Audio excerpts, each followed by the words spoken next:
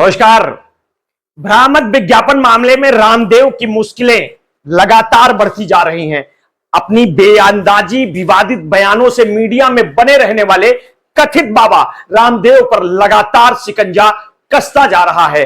आपको बता दें कि एलोपैथिक दवाओं के खिलाफ विज्ञापन और पतंजलि आयुर्वेदिक द्वारा अपनी दवाओं के लिए भ्रामक दावों पर अदालत की अवमानना को लेकर सुप्रीम कोर्ट में मंगलवार को सुनवाई हुई है।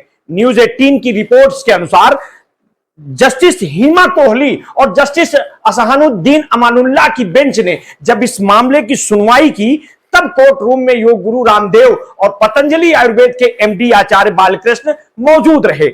योग गुरु रामदेव की मौजूदगी में पतंजलि की ओर से पेश हुए वकील ने सुप्रीम कोर्ट को बताया कि पतंजलि ने 67 अखबारों में माफीनामा दिया है, जिसमें कंपनी के करीब 10 लाख रुपए खर्च हुए हैं।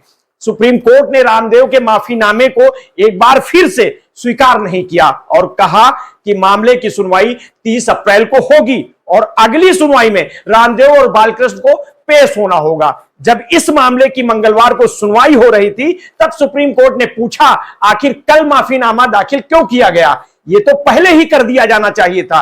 इस पर पतंजलि की ओर से पेश हुए सीनियर वकील मुकुल रोहतगी की तरफ से कहा गया कि हमने 67 अखबारों में हम अपने माफीनामा दिया है, इस पर हमने 10 लाख रुपए खर्च किए हैं। इसके बाद विज्ञापन पर अदालत ने पूछा कि ये उतने ही साइज का माफीनामा है जितना बड़ा आप विज्ञापन देते हैं। अदालत ने पूछा, क्या आप हमेशा इतने साइज का ही विज्ञापन देते हैं?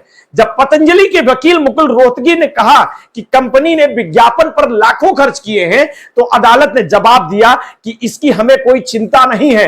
इसके बाद सुप्रीम कोर्ट ने कहा कि इंडियन मेडिकल एसोसिएशन ने कहा है कि वो इस मामले की याचिका में कंज्यूमर एक्ट को भी शामिल कर सकते हैं। ऐसे में सूचना प्रसारण मंत्रालय का दावा क्या है? हमने देखा है कि पतंजलि मामले में टीवी पर दिखाया जा रहा है कि कोर्ट क्या कह रहा है। ठीक उसी समय एक हिस्से में पतंजलि का विज्ञापन चल रहा है। सुप्रीम कोर्ट ने सरकार से पूछा कि आयुष मंत्रालय ने के नियम 170 राज्य लाइसेंसिंग प्राधिकरण की मंजूरी के बिना आयुर्वेदिक, सिद्ध और यूनानी दवाओं के विज्ञापन पर रोक को वापस लेने का फैसला क्यों किया? क्या आपके पास यह कहने का अधिकार है कि मौजूदा नियम का पालन करें? क्या यह मनमाना नहीं है? सुप्रीम कोर्ट ने आगे कहा कि पतंजलि की तरफ से बताया जा रहा है कि उनकी तरफ से माफीनामा प्रकाशित किया गया है, हालांकि यह बात रिकॉर्ड पर नहीं है। इसके बाद मुकुल रोहतगी ने कहा कि आज ही वो इसे रिकॉर्ड पर डालेंगे। इस पर बेंच ने कहा कि मामला केवल पतंजलि तक नहीं है, बल्कि दूसरे कंपनियों के भ्रामक विज्ञापनों को लेकर भी चिंता है। कोर्ट ने पतंजलि को साफ तौर पर कहा कि माफीनामे का नया विज्ञापन भी पतंजलि को प्रकाशित करना होगा और उसे भी रिकॉर्ड पर लाना होगा। जस्टिस कोहली ने कहा कि आपको यह बताना होगा कि एडवर्टाइजिंग काउंसिल ने ऐसे विज्ञापनों के खिलाफ क्या किया और सदस्यों ने भी इसे उत्पादक का समर्थन किया।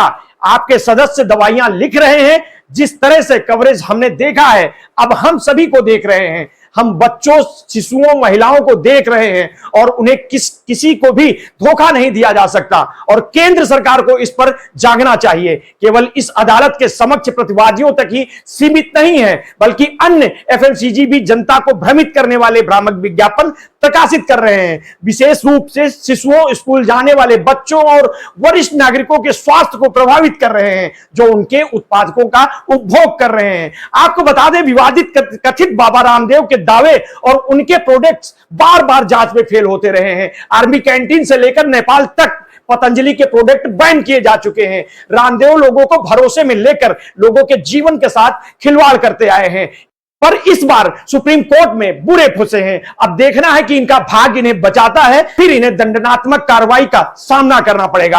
आगे की अपडेट के लिए आप हमारे साथ जुड़े रहिए। समय समय पर हम आपको रामदेव को और इनकी कंपनी से जुड़ी जानकारियां अपडेट देते रहेंगे। आपने अगर अभी तक हमारे इस चैनल को सब्सक्राइब नहीं किया है तो कर लीजिए और बेल आइकन दबाना ना भूलिए। अगर आपको हमारी स्टोरियां अच्छी लगती हैं तो अपने हित मित्र शुभचिंतकों में भी उसे शेयर कर दिया करिए। अपना ध्यान रखिए। बहुत बहुत धन्यवाद। साधुवाद।